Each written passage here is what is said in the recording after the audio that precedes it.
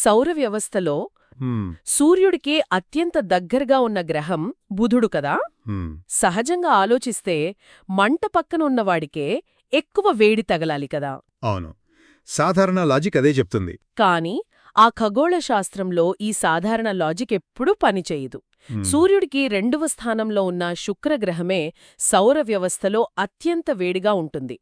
Logic అందని ఇలాంటి ఎన్నో భౌగోళిక రహస్యాలే అంటే మన టీఎస్పీఎస్సీ గ్రూప్ 2 లాంటి పోటీ పరీక్షల్లో అభ్యర్థులను బాగా కన్ఫ్యూజ్ చేస్తుంటాయి. నిజమే, ఇక్కడే భౌగోళిక శాస్త్రం అంటే జాగ్రఫీ తన అసలైన స్వరూపాన్ని చూపిస్తుందన్నమాట. పైకి కనిపించే సమాచారాన్ని గుడ్డిగా బట్టిపట్టడం ఒక ఎత్తైతే, ఆ సమాచారం వెనుక అంతర్గతంగా పనిచేసే ప్రకృతి నియమాలను, శాస్త్రీయ కారణాలను విశ్లేషించడం మరువెత్తు. కరెక్ట్. కేవలం వాస్తవాలను కంఠస్థం చేస్తే ఇలాంటి మినహాయింపులు ఎదురైనప్పుడు సమాధానం గుర్తించడం చాలా కష్టమవుతుంది కదా. 100% కరెక్ట్.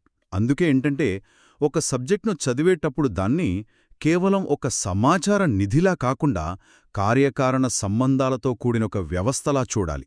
ఏది ఎలా జరుగుతుందో, ఎందుకు జరుగుతుందో తెలుసుకుంటే పరీక్షల టెన్షన్ దానంతటది పోతుంది. ఈనాటి మన ఈ లోతైన విశ్లేషణలో మనం జాగ్రఫీని ఎలా చదవాలో తెలుసుకుందాం. ఇందుకు మనం 2 బలమైన మూలాల్ని ఎంచుకున్నాం కదా. ఒకటి, గ్రూప్ 2 పరీక్షలో ప్రశ్నల సరళిని అర్థం చేసుకోవడానికి 2024 టీఎస్పీఎస్సీ గ్రూప్ 2 పాత క్వశ్చన్ పేపర్. అవును, పాత పేపర్ల విశ్లేషణ చాలా ముఖ్యం. అలాగే రెండవది, కాన్సెప్ట్లను బేసిక్ స్థాయి నుండి బలంగా నిర్మించడానికి 6వ తరగతి ఎన్సీఈఆర్టీ పుస్తకంలోని సౌర వ్యవస్థ నోట్స్. సూపర్. ఇక ఆలస్యం చేయకుండా నేరుగా పరీక్షా హాల్ వాతావరణం నుండే ప్రారంభిద్దాం. ఆ 2024 గ్రూప్ 2 ప్రశ్నపత్రాన్ని నిశితంగా గమనిస్తే అందులో 81వ ప్రశ్న అభ్యర్థుల అవగాహనను పరీక్షించడానికి ఒక అద్భుతమైన ఉదాహరణ. అవునవును, ఆ ప్రశ్నలో కొన్ని స్టేట్మెంట్స్ ఇచ్చి ఏది సరైనదో గుర్తించమన్నారు కదా. అందులో ఒక వాక్యం చూస్తే సూర్యుడు భూమికి 180 మిలియన్ కిలోమీటర్ల దూరంలో ఉన్నాడు అనుంది. వినడానికి ఈ నంబర్ చాలా ప్రామాణికంగా అనిపిస్తుంది. ఒక సాధారణ అభ్యర్థి ఇది నిజమే అయ్యుంటుందనుకునే ప్రమాదం ఉంది. సరిగ్గా అక్కడే పప్పులో కాలేస్తారు. పరీక్షల రూపకల్పనలో ఇలాంటి సంఖ్యలతో ఆడుకోవటం సర్వసాధారణమన్నమాట. కాని మనం పరిశీలిస్తున్న ఎన్సీఈఆర్టీ నోట్స్ ప్రకారం చూస్తే సూర్యుడికి మరియు భూమికి మధ్య ఉన్న సగటు దూరం సుమారుగా 149.8 మిలియన్ కిలోమీటర్లు. అంటే దాదాపు 15 కోట్ల కిలోమీటర్లన్నమాట. అవును, 15 కోట్లు. ఈ 180 మిలియన్లనే సంఖ్య వాస్తవానికి చాలా దూరంగా ఉంది. ఇక్కడ గమనించాల్సిన విషయమేమిటంటే ఈ దూరాన్ని సగటు దూరం అని ఎందుకంటారంటే సూర్యుని చుట్టూ భూమి తిరిగే కక్ష పూర్తిగా రౌండ్గా వృత్తాకారంలో ఉండదు. ఓహో, అది దీర్ఘవృత్తాకారంలో అంటే ఎలిప్టికల్గా ఉంటుంది కదా. ఎగ్జాక్ట్లీ. కాబట్టి ఆ దూరం ఎప్పుడూ ఒకేలా ఉండదన్నమాట. ఒకసారి దగ్గరగా వస్తుంది, ఒకసారి దూరంగా వెళ్తుంది. అంటే ఆ సంఖ్యల వెనుక ఉన్న దీర్ఘవృత్తాకార కక్ష అనే కాన్సెప్ట్ తెలిస్తే ఈ 15 కోట్ల కిలోమీటర్లు అనే సంఖ్యను మరింత సులభంగా గుర్తుపెట్టుకోవచ్చు. అసలు ఈ 15 కోట్ల కిలోమీటర్లంటే ఎంత దూరం అనేది ఊహించుకుంటేనే ఆశ్చర్యంగా ఉంటుంది తెలుసా. అవును, చాలా దూరం. ఒకవేళ మనం గంటకు 100 కిలోమీటర్ల వేగంతో ప్రయాణించే కారులో కూర్చుని సూర్యుడి వైపు ప్రయాణిస్తే అక్కడికి చేరుకోవడానికి దాదాపు 170 ఏళ్లు పడుతుందట. అంత దూరంలో ఉన్నప్పటికీ ఆ సూర్యుని వేడి మనకు ఇంత తీవ్రంగా తెలుస్తోందంటే అది అసలు ఎంతటి అపారమైన శక్తి వనరో అర్థం చేసుకోవచ్చు. నిజమే. ఆ శక్తి ఉత్పత్తి వెనుకున్న ప్రక్రియను కూడా మనం అర్థం చేసుకోవాలి. మన మూలాల ప్రకారం సూర్యుడు భూమిలాగా ఒక ఘన పదార్థం కాదు. అది అత్యంత వేడి వాయువులతో కూడిన ఒక భారీ గోళం. ఒక భారీ న్యూక్లియర్ రియాక్టర్ లాగా అన్నమాట. అవును, సరిగ్గా చెప్పారు. అందులో సుమారు 71% హైడ్రోజన్ ఉంటుంది. ఓకే, మెజారిటీ హైడ్రోజన్ అన్నమాట. అలాగే 27.1% హీలియం వాయువులుంటాయి. కేంద్రంలో ఉష్ణోగ్రత మరియు పీడనం ఎంతుంటాయంటే అక్కడ నిరంతరం న్యూక్లియర్ ఫ్యూజన్ అంటే కేంద్రక సంలీనం అనే ప్రక్రియ జరుగుతూనే ఉంటుంది. అంటే 2 హైడ్రోజన్ పరమాణువులు కలిసి ఒక హీలియం పరమాణువుగా మారే ప్రక్రియ కదా. అవును, ఆ ప్రక్రియలోనే అనంతమైన శక్తి, కాంతి మరియు వేడి రూపంలో విడుదలవుతుందన్నమాట. వావ్! బహుశా ఆ శక్తి వల్లే సూర్యుని కాంతి అంత దూరం ప్రయాణించి భూమిని చేరుకోవడానికి కేవలం 8 నిమిషాల సమయం పడుతుంది కదా. సెకనుకు దాదాపు 3 లక్షల కిలోమీటర్ల వేగంతో ఆ కాంతి ప్రయాణిస్తుంది. కరెక్ట్. ఇంతటి తీవ్రమైన వేడి మరియు రేడియేషన్ ఉన్న సూర్యుని అధ్యయనం చేయడం సైంటిస్టులకొక పెద్ద సవాలని నా ఉద్దేశం. అందుకే ఇస్రో మన దేశం తరపున ఆదిత్య-L1 అనే ఒక ప్రత్యేకమైన మిషన్ను కూడా చేపట్టింది కదా. అవును, ఆదిత్య-L1. ఇక్కడే మనం జాగ్రఫీని కరెంట్ అఫైర్స్తో ముడిపెట్టి చదువుకోవాలి. ఆదిత్య-L1 ఉపగ్రహం సూర్యుని ఉపరితలంపైన ఉండే కరోనాను మరియు అక్కడ జరిగే సోలార్ ఫ్లేర్స్ను అధ్యయనం చేస్తుంది. అంటే సూర్యుని వాతావరణాన్ని అన్నమాట. అవును, సూర్యుని కదలికలు భూమి వాతావరణంపై అలాగే మన శాటిలైట్ వ్యవస్థలపై ఎలాంటి ప్రభావం చూపుతాయో అర్థం చేసుకోవడానికి ఇలాంటి మిషన్లు చాలా ముఖ్యం. ఖచ్చితంగా. వాతావరణం అనగానే నాకు అదే 81వ ప్రశ్నలో ఉన్న మరో గమ్మత్తైన వాక్యం గుర్తొస్తోంది. చెప్పండి, ఏంటది? ఆ ప్రశ్నలో అభ్యర్థులను కన్ఫ్యూజ్ చేయడానికి సీరియస్ అనేది సౌరమండలంలో ఒక గ్రహం అని ఇచ్చారు. బేసిక్స్ చదవకుండా పరీక్షకు వెళితే సీరియస్ అనేది కొత్తగా కనుక్కున్న గ్రహమేమో అనుకునే అవకాశం ఉంది. అవునవును, ఆ పేరు అలా ఉంటుంది మరి. అసలు గ్రహానికి నక్షత్రానికి మధ్య ఉన్న శాస్త్రీయమైన వ్యత్యాసం తెలిస్తే ఈ స్టేట్మెంట్ ఎంత అసంబద్ధమైనదో ఇట్టే తెలిసిపోతుంది కదా. కరెక్టుగా పట్టుకున్నారు. నక్షత్రాలకు గ్రహాలకు మధ్య వ్యత్యాసం కేవలం వాటి సైజులో మాత్రమే లేదు, వాటి పుట్టుక మరియు స్వభావంలో కూడా ఉంది. ఇందాక మనం సూర్యుని గురించి మాట్లాడుకున్నాం కదా. అవును, కేంద్రక సంలీనమని. అవును, నక్షత్రాలకు సొంతంగా ఆ ఫ్యూజన్ జరుపుకుని వేడిని కాంతిని ఉత్పత్తి చేసే సామర్థ్యం ఉంటుంది. కాని గ్రహాలలా కాదు. గ్రహాల కేంద్రంలో ఆ స్థాయి పీడనం, ఉష్ణోగ్రత ఉండవు. కాబట్టి వాటికి స్వంత కాంతి ఉండదన్నమాట. అంటే ఇవి కేవలం సూర్యుని లాంటి నక్షత్రాల నుండి వచ్చే కాంతిని ప్రతిబింబిస్తాయి అంతే. ఎగ్జాక్ట్లీ. దీని ప్రకారం చూస్తే సిరియస్ అనేది రాత్రిపూట ఆకాశంలో అత్యంత ప్రకాశవంతంగా కనిపించే ఒక నక్షత్రం. ఇది అసలు మన సౌర వ్యవస్థలో భాగమే కాదు, దానికి చాలా దూరంలో ఉంది. కాబట్టి 81వ ప్రశ్నలో ఇచ్చిన ఆ స్టేట్మెంట్ పూర్తిగా తప్పనమాట. క్లియర్. అయితే గ్రహాల ప్రస్తావన వచ్చినప్పుడు నాకు చిన్ననాటి సైన్స్ పుస్తకాలు గుర్తుకొస్తున్నాయి. అప్పట్లో 9 గ్రహాలు అని చదువుకున్నాం. అందులో చివరగా ప్లూటో ఉండేది. మరిప్పుడు 8 గ్రహాలే ఎందుకున్నాయి? ఇది చాలామందికొచ్చే సందేహమే. కేవలం సైజు చిన్నగా ఉందనే కారణంతో దాన్ని పక్కన పెట్టేశారా? లేక దీని వెనక ఏదైనా బలమైన శాస్త్రీయ కారణముందా? ఖచ్చితంగా బలమైన కారణం ఉంది. శాస్త్రవేత్తలు కేవలం సైజ్ చూసి నిర్ణయాలు తీసుకోరు గదా. విజ్ఞాన శాస్త్రం ఎప్పటికప్పుడు కొత్త పరిశోధనలతో అప్డేట్ అవుతుంటుంది. 2006 ఆగస్టు 24న ఇంటర్నేషనల్ ఆస్ట్రోనామికల్ యూనియన్కు చెందిన శాస్త్రవేత్తలు ఒక సమావేశం నిర్వహించారు. ఓకే, ఆ మీటింగ్లో ఏం జరిగింది? అసలు గ్రహమని దేన్ని పిలవాలి అనేదానికి వాళ్లు 3 స్పష్టమైన నియమాలను రూపొందించారన్నమాట. 1, అది సూర్యుని చుట్టూ తిరగాలి. 2, దానికి గుండ్రని ఆకారం వచ్చేంత గురుత్వాకర్షణ శక్తి ఉండాలి. ఈ 2 రూల్స్ ప్లూటో పాస్ అయినట్లేగా. అవును, కాని 3వ రూల్ ఏంటంటే తన కక్ష పరిసరాల్లో ఇతర చిన్న చిన్న ఖగోళ వస్తువులు లేకుండా తన గురుత్వాకర్షణతో వాటన్నింటినీ తనలో కలుపుకునే లేదా పక్కకు నెట్టేసే సామర్థ్యం, అంటే దాన్ని క్లియరింగ్ ద నైబర్హుడ్ అంటారు, అది ఉండాలి. ఒక నిమిషం. ఓహో, అంటే ప్లూటో ఈ మొదటి 2 నియమాలను పాటించినప్పటికీ ఆ 3వ నియమం దగ్గర ఫెయిల్ అయిందన్నమాట. తన కక్షలో ఉన్న ఇతర శిథిలాలను లేదా చిన్న వస్తువులను తొలగించేంత బలమైన గురుత్వాకర్షణ శక్తి ఆ ప్లూటోకి లేదన్నమాట. సరిగ్గా అదే జరిగింది. ఆ కక్ష పరిసరాల్లో ప్లూటో లాంటివి ఇంకా చాలా వస్తువులు కనుగొనబడ్డాయి. అందువల్ల ఆ నియమాలకు కట్టుబడి ప్లూటోను గ్రహాల జాబితా నుండి తొలగించి దాన్ని సిరెస్ మరియు ఎరిస్ లాంటి వాటితో పాటు మరుగుజ్జు గ్రహం, అంటే డ్వార్ఫ్ ప్లానెట్ అనే ఒక కొత్త కేటగిరీలో చేర్చారు. అంటే పరీక్షల దృష్ట్యా అభ్యర్థులు గమనించాల్సిన విషయమేమిటంటే కేవలం ప్లూటోను తీసేశారు అని కాకుండా ఆ 2006లో వచ్చిన ఆ 3 నియమాలేమిటి, ఎందుకు తీసేశారు అనే లాజిక్ తెలుసుకోవడం ముఖ్యమన్నమాట. అవును, ఈ లాజిక్తో మనం మళ్ళీ మన మొదటి ప్రశ్నకు వెళ్దాం. సూర్యుడికి దగ్గరగా ఉన్న బుధుడు కాకుండా అసలు శుక్రగ్రహం ఎందుకు అత్యంత వేడిగా ఉంటుందో చూద్దాం. అవునవును, టీఎస్పీఎస్సీ 81వ ప్రశ్నలో కూడా సౌర వ్యవస్థలో శుక్రుడు అత్యంత ఉష్ణోగ్రత కలిగిన గ్రహం అని సరైన స్టేట్మెంట్గా ఇచ్చారు కదా. బుధుడు దగ్గరగా ఉన్నప్పటికీ ఈ శుక్రుడికి ఇంత వేడి ఎక్కడ్నుండొస్తోంది? ఇక్కడ ఏదైనా ప్రత్యేకమైన వాతావరణ ప్రభావం ఉందా? 100%. వాతావరణం వల్లే ఈ అసాధారణ పరిస్థితి ఏర్పడింది. బుధుడికి చెప్పుకోదగ్గ వాతావరణమంటూ ఏదీ లేదు. కాబట్టి సూర్యుడి నుండి వచ్చిన వేడి తిరిగి మళ్లీ అంతరిక్షంలోకి వెళ్ళిపోతోంది. కాని శుక్రుడి పరిస్థితి వేరు. అక్కడ వాతావరణం ఎలా ఉంటుంది? శుక్రుడి చుట్టూ అత్యంత దట్టమైన వాతావరణం ఉంది. అందులో ఏకంగా 97% కార్బన్ డయాక్సైడ్ వాయువే నిండి ఉంది. కార్బన్ డయాక్సైడ్కున్న ప్రధాన లక్షణం మీకు తెలిసిందే కదా, అది వేడిని తన గుండా లోపలికి రానిస్తుంది కానీ తిరిగి బయటకు వెళ్లనివ్వదు. ఓహో, దాన్నే మనం గ్రీన్ హౌస్ ఎఫెక్ట్ అంటాం కదా, వస్తుంది. కానీ ఆ 97% కార్బన్ డయాక్సైడ్ వల్ల బయటకు వెళ్లలేక లోపలే ఉండిపోయి వాతావరణాన్ని భయంకరంగా వేడెక్కిస్తుంది. సరిగ్గా చెప్పారు. భూమి మీద కూడా కార్బన్ డయాక్సైడ్ పెరిగితే గ్లోబల్ వార్మింగ్ వస్తుందని మనం చదువుకుంటాం కదా.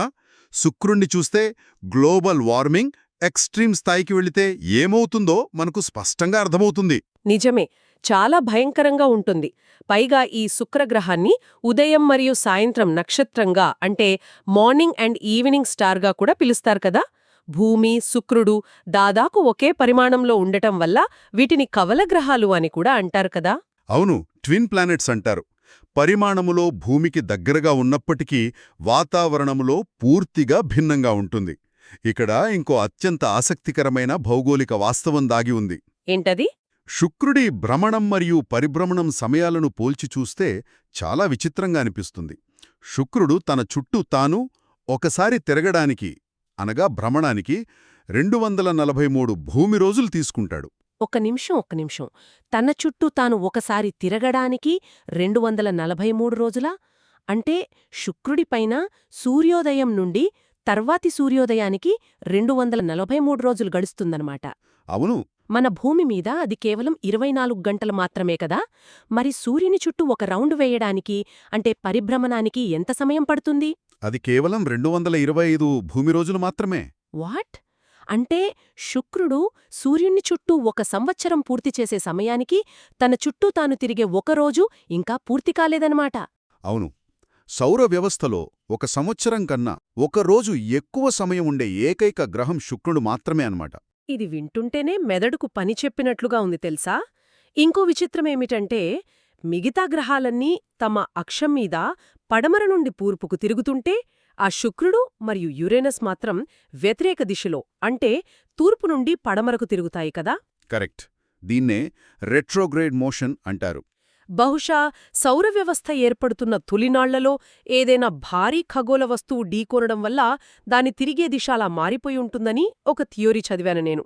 ఏది ఏమైనా శుక్రుడి మీద మనం పుట్టి ఉంటే మన వయస్సు లెక్కలు, సూర్యోదయం పడమర దిక్కున జరగడం, ఇవన్నీ తలకిందులుగా ఉండేవి. ఆ ఊహ చాలా బావుంది. ఇలా ఊహించుకోవడం ద్వారానే కాన్సెప్ట్స్ బాగా మైండ్లో రిజిస్టర్ అవుతాయి. ఇప్పుడు విపరీతమైన వేడి, ఊపిరి ఆడని కార్బన్ డయాక్సైడ్ వాతావరణం ఉన్న శుక్రుడి నుండి కాస్త బయటకొచ్చి ప్రాణకోటి ఉద్భవించడానికి అనుకూలంగా ఉన్న మన భూమి గురించి విశ్లేషిద్దాం. తప్పకుండా. వాతావరణం సమతుల్యంగా ఉండటం వల్లే ఇక్కడ జీవం సాధ్యమైంది కదా. మన భూమి గురించి అంతరిక్ష కోణం నుండి చూసినప్పుడు దాన్ని బ్లూ ప్లానెట్ అంటారు కదా. దీనికి ప్రధాన కారణం ఉపరితలంపై 71% నీరు ఉండటమే కదా. అవును. అలాగే మనం సాధారణంగా భూమి గుండ్రంగా ఉందనుకుంటాం, కానీ భౌగోళికంగా చూస్తే దాని ఆకారం జియాయిడ్ అన్నమాట. అంటే అది పూర్తిగా బంతిలా కాకుండా ధృవాల వద్ద కాస్త చదునుగా, భూమధ్యరేఖ వద్ద ఉబ్బి ఉంటుంది కదా. భూమి తన చుట్టూ తాను వేగంగా తిరగటం వల్ల ఏర్పడే అపకేంద్ర బలం, అంటే సెంట్రిఫ్యూగల్ ఫోర్స్ వల్లే ఈ ఆకారం ఏర్పడిందని మనం అర్థం చేసుకోవచ్చు. కరెక్ట్. ఇంకొక ముఖ్యమైన విషయం భూమి సాంద్రత, అంటే డెన్సిటీ అన్నమాట. మన సౌర వ్యవస్థలో అత్యధిక సాంద్రత కలిగిన గ్రహం మన భూమి మాత్రమే. దీని సగటు సాంద్రత నీటి సాంద్రతతో పోలిస్తే 5.52 రెట్లుంటుంది. ఓహో, అత్యధిక సాంద్రత మనదే అన్నమాట. దీనికి కారణమేంటి? దీనికి కారణం భూమి అంతర్భాగంలో, అంటే కోర్లో భారీ మూలకాలైన ఇనుము, నికెల్ లాంటివి అత్యధికంగా ఉండటమే. ఈ భారీ ఇనుప కేంద్రకం ఉండటం వల్లే భూమికి బలమైన అయస్కాంత క్షేత్రం ఏర్పడిందన్నమాట. అవును, ఆ మ్యాగ్నెటిక్ ఫీల్డ్ లేకపోతే సూర్యుని నుండి వచ్చే ప్రమాదకరమైన రేడియేషన్ భూమిని ఎప్పుడో నాశనం చేసేది కదా. సరే, మన భూమి గురించి తెలుసుకున్నాం. మరి శాస్త్రవేత్తలు నిరంతరం పరిశోధిస్తూ మానవుల భవిష్యత్తు నివాసంగా భావిస్తున్న మన పొరుగు గ్రహం ఆ అంగారకుడు గురించి కూడా మన నోట్స్లో ప్రస్తావన ఉంది. అవును, మార్స్ గురించి చాలా ఇంట్రెస్టింగ్ డీటెయిల్స్ ఉన్నాయి. దీన్ని రెడ్ ప్లానెట్ అని ఎందుకంటారసలు? కేవలం రంగు వల్లేనా, లేక దాని వెనుక ఏదైనా కెమికల్ రీజన్ ఉందా? ఖచ్చితంగా ఒక రసాయన కారణం ఉంది. అంగారకుడి ఉపరితలంపై ఉన్న నేలలో ఇనుప ఆక్సైడ్, అంటే ఐరన్ ఆక్సైడ్ పరిమాణం చాలా ఎక్కువ అన్నమాట. అంటే మన భాషలో చెప్పాలంటే అది ఇనుము తుప్పు పట్టినప్పుడు ఏర్పడే ఎరుపు రంగు లాంటిదేనా? ఎగ్జాక్ట్లీ. అదే గ్రహం మొత్తం ఈ ఐరన్ ఆక్సైడ్ ధూళితో నిండి ఉండటం వల్ల అది మనకు ఎర్రగా కనిపిస్తుంది. ఈ అంగారక గ్రహం వాతావరణం, అక్కడ నేల స్వభావం అధ్యయనం చేయడానికి ప్రపంచ దేశాలు ఎన్నో ప్రయోగాలు చేశాయి. అందులో మన భారతదేశానికి విశేషమైన గుర్తింపు తెచ్చిన ప్రయోగం మార్స్ ఆర్బిటర్ మిషన్ కదా, దాన్నే మనం మంగళ్యాన్ అంటాం. అవును, మంగళ్యాన్ గురించి మాట్లాడటం ఎప్పుడూ గర్వంగానే ఉంటుంది. మన మూలాల ప్రకారం చూస్తే ఇస్రో ఈ మిషన్ను 2013 నవంబర్ 5న PSLV-C-25 అనే నమ్మకమైన వాహనౌక ద్వారా ప్రయోగించింది. అవును, డేట్స్ చాలా ముఖ్యం పరీక్షలకి. అలాగే దాదాపు 10 నెలల అంతరిక్ష ప్రయాణం తర్వాత 2014 సెప్టెంబర్ 24న అంగారక కక్షలోకి విజయవంతంగా ప్రవేశించింది కదా. దీనిలో అత్యంత విశేషమైన విషయమేమిటంటే, ప్రపంచంలో మరే దేశానికి సాధ్యం కాని రీతిలో తొలి ప్రయత్నంలోనే ఈ ఘనత సాధించడం. అసలు అత్యంత తక్కువ ఖర్చుతో మొదటి అటెంప్ట్లోనే ఇది ఎలా సాధ్యమైంది? దీని వెనుక మన ఇస్రో శాస్త్రవేత్తల అపారమైన కక్షా గతిశీలత అంటే ఆర్బిటల్ డైనామిక్స్ అవగాహన ఉంది అన్నమాట. నేరుగా రాకెట్ను అంగారకుడి వైపు ఫైర్ కాకుండా భూమి యొక్క గురుత్వాకర్షణ శక్తిని ఒక స్లింగ్ షాట్ లాగా అంటే గ్రావిటీ అసిస్ట్ తీసుకుని తక్కువ ఇంధనంతో ఎక్కువ దూరం ప్రయాణించేలా లెక్కలు వేశారు. గ్రేట్ అసలు. భూమి తన కక్షలో ప్రయాణిస్తున్నప్పుడు, అంగారకుడు తన కక్షలో ప్రయాణిస్తున్నప్పుడు ఈ రెండూ ఒక పాయింట్ వద్ద కలుసుకునే ఖచ్చితమైన సమయాన్ని పర్ఫెక్ట్గా లెక్కగట్టారు. ఇలాంటి విజయాలు చూసినప్పుడు జాగ్రఫీ, ఫిజిక్స్, మ్యాథమెటిక్స్ ఎలా ఇంటర్లింక్ అయి ఉన్నాయో మనకు స్పష్టంగా అర్థమవుతుంది. అద్భుతమైన విశ్లేషణ. మనమిప్పటివరకు సూర్యుడికి దగ్గరగా ఉన్న రాతితో కూడిన భూమి, అంగారకుడిలాంటి టెరెస్ట్రియల్ గ్రహాల గురించి చర్చించాం కదా. మరి ఆ ఆస్ట్రాయిడ్ బెల్ట్ దాటిన తర్వాత ఉండే భారీ వాయుగోళాల పరిస్థితి ఏంటి? ఉదాహరణకు బృహస్పతి గురించి తీసుకుందాం. జూపిటర్ కదా, అతి పెద్ద గ్రహం. ఆశ్చర్యకరమైన విషయమేమిటంటే, పరిమాణంలో అంత పెద్దదైనప్పటికీ తన చుట్టూ తాను అత్యంత వేగంగా తిరిగే గ్రహం కూడా ఇదేనట కదా.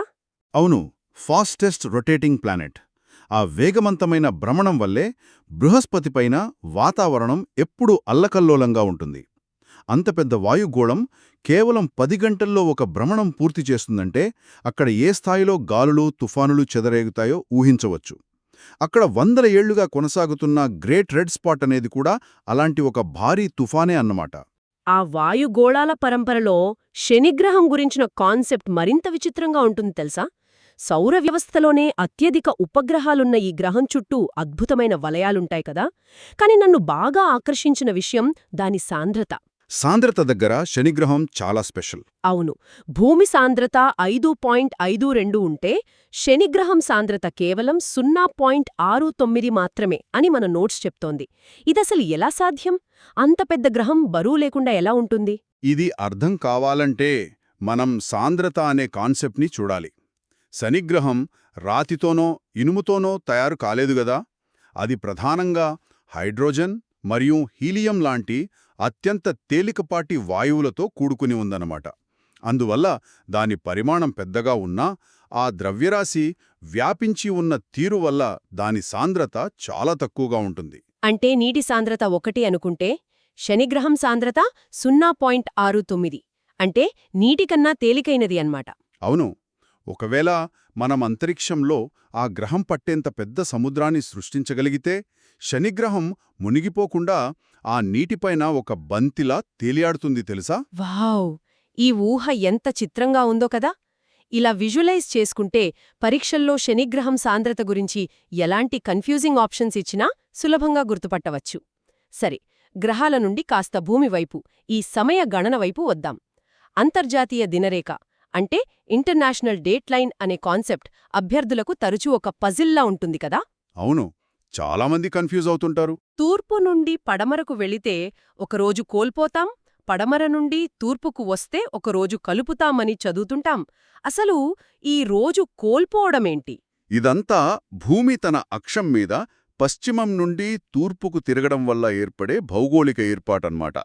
సూర్యోదయం ముందుగా తూర్పు దిక్కున జరుగుతుంది కాబట్టి తూర్పు దేశాల్లో సమయం ముందుంటుంది. అంతర్జాతీయ దినరేఖ అనేది పసిఫిక్ మహాసముద్రం గుండా వెళ్లే ఒక ఊహాత్మక రేఖ.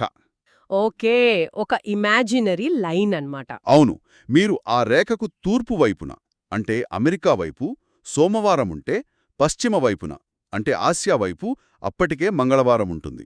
కాబట్టి మీరు ఆ రేఖను తూర్పు నుండి పశ్చిమానికి దాటితే నేరుగా మంగళవారంలోకి అడుగుపెడతారు. అంటే సోమవారం అనే రోజును మీరు మీ క్యాలెండర్లో కోల్పోతారన్నమాట. ఓహో, అంటే మనం ప్రయాణించే దిశను బట్టి కాలగమనంలో ముందుకు లేదా వెనుకు వెళుతున్నామన్నమాట.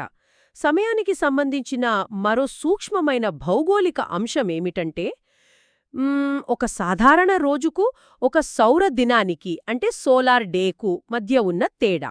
అవును, ఈ కాన్సెప్ట్ కూడా ఎగ్జామ్స్లో చాలా ఇంపార్టెంట్. భూమి తన చుట్టూ తాను తిరగడానికి పట్టే ఖచ్చితమైన సమయం 23 గంటల 56 నిమిషాలు. కాని మనం ఒక రోజును 24 గంటలుగా లెక్కిస్తాం కదా, అసలీ 4 నిమిషాల గ్యాప్ ఎందుకొస్తోంది? దీనికి కారణమేంటంటే భూమి ఒకేచోట స్థిరంగా ఉండి తన చుట్టూ తాను తిరగడం లేదు కదా. అది తన చుట్టూ తిరుగుతూనే సూర్యుని చుట్టూ కక్షలో కూడా ముందుకు ప్రయాణిస్తోంది. ఒక భ్రమణం అంటే 360 డిగ్రీలు పూర్తి చేసేసరికి భూమి కక్షలో కాస్త ముందుకు వెళ్తుందన్నమాట. ఓహో, అంటే ముందుకి జరిగినందువల్ల మళ్ళీ అదే ప్రదేశం సూర్యుడికెదురుగా రావడానికి కొంచెం టైం పడుతుంది కదా? ఎగ్జాక్ట్లీ. మళ్లీ అదే ప్రదేశం సూర్యునికి ఎదురుగా రావడానికి భూమి తన అక్షం మీద అదనంగా 1 డిగ్రీ తిరగాల్సొస్తుంది. ఈ అదనపు భ్రమణానికి పట్టే సమయమే ఆ 4 నిమిషాలు. అందుకే సౌరదినం 24 గంటలుగా ఉంటుందన్నమాట. What logic! ఈ 4 నిమిషాల తేడా వెనుక ఇంత పెద్ద ఆర్బిటల్ కాన్సెప్ట్ ఉందన్నమాట. భూమి ఒకే చోట నిలబడి ఉంటే ఈ 4 నిమిషాల తేడా వచ్చేదే కాదు కదా. ఇలాంటి సూక్ష్మమైన విషయాలే గ్రూప్ 2 లాంటి కఠినమైన పరీక్షల్లో మార్కులను డిసైడ్ చేస్తాయి. 100% నిజం. ఈరోజు మన విశ్లేషణలో మనం బట్టి పట్టే విధానం నుండి బయటకు వచ్చి ప్రతి అంశం వెనుక ఉన్న శాస్త్రీయ వాస్తవాలను త్రవ్వితీశాం. సూర్యుని కేంద్రక సంలీనం మొదలుకుని సిరియస్ నక్షత్ర స్వభావం, ప్లూటో గ్రహ హోదా కోల్పోవడం, అలాగే శుక్రుడి వాతావరణ ప్రెషర్ కుక్కర్ పరిస్థితి, అంగారకుడి మంగళ్యాన్ అద్భుతం, అలాగే అంతర్జాతీయ దినరేఖ కాలగమనం వరకు ఎన్నో విషయాలను లోతుగా అన్వేషించాం కదా. అవును, అభ్యర్థులు గ్రహించాల్సిన అంతిమ సత్యం ఏమిటంటే భౌగోళిక శాస్త్రం అనేది కేవలం చదివి వదిలేసే సబ్జెక్ట్ కాదు. దాన్ని దృశ్యీకరించాలి. గ్రహాల కదలికలు, వాతావరణ మార్పులు, సాంద్రతలు ఇవన్నీ ప్రకృతి ఒక క్రమపద్ధతిలో ఏర్పాటు చేసిన నియమాలు. ఈ నియమాలను అర్థం చేసుకుంటే ఆ టీఎస్పీఎస్సీలో ఎంత కఠినమైన ప్రశ్న ఇచ్చినా లాజికల్ ఎలిమినేషన్ పద్ధతి ద్వారా ఈజీగా సరైన సమాధానాన్ని రాబట్టవచ్చు. ఖచ్చితంగా. మన ఈనాటి విశ్లేషణను ముగించే ముందు ఒక ఆసక్తికరమైన కోణాన్ని ఆలోచిద్దాం. ఇందాక మనం 2006లో శాస్త్రవేత్తలు గ్రహం అనే నిర్వచనాన్ని మార్చేశారు. దాంతో మన పాఠ్యపుస్తకాలు కూడా మారిపోయాయని మాట్లాడుకున్నాం కదా. అవును. ఇప్పుడు అంతరిక్షంలో జేమ్స్ వెబ్ లాంటి అత్యంత ఆధునిక టెలిస్కోపులు విశ్వం నలుమూలలా శోధిస్తున్నాయి. ఎన్నో కొత్త నక్షత్ర వ్యవస్థలను, గ్రహాలను కనుక్కుంటున్నాయి. అలాగే ఎన్నో దేశాలు తమ కొత్త అంతరిక్ష ప్రయోగాలతో రికార్డులు సృష్టిస్తున్నాయి కదా. నిజమే. ఈ నిరంతర పరిశోధనలన్నీ గమనిస్తుంటే ఒక విషయం స్పష్టమవుతోందన్నమాట. ఈరోజు మనం చదువుకుంటున్న కొన్ని శాస్త్రీయ వాస్తవాలు రేపటి కొత్త పరిశోధనల ముందు చిన్నవిగా అనిపించవచ్చు లేదా పూర్తిగా మారిపోవచ్చు. విజ్ఞాన శాస్త్రం ఎప్పుడూ ఒక నిర్ధారణ కాదు, అదొక నిరంతర అన్వేషణ కదా. ఒకసారి ఆలోచిస్తే రాబోయే గ్రూప్ 1 లేదా గ్రూప్ 2 పరీక్షలు రాసే అభ్యర్థులు బహుశా ఈ రోజు మన పాఠ్యపుస్తకాల్లో లేని సరికొత్త వాస్తవాల్నే రేపు జవాబులుగా గుర్తించాల్సి రావచ్చు. అందుకే జాగ్రఫీని, సైన్స్ను ఎప్పటికప్పుడు మారుతున్న కరెంట్ అఫైర్స్తో జోడించి చదువుతూ నిరంతరం వేర్చుకునే తత్వాన్ని అలవర్చుకోవాలి. మళ్ళీ మరొక అద్భుతమైన విశ్లేషణతో మీ ముందుకు వస్తాం.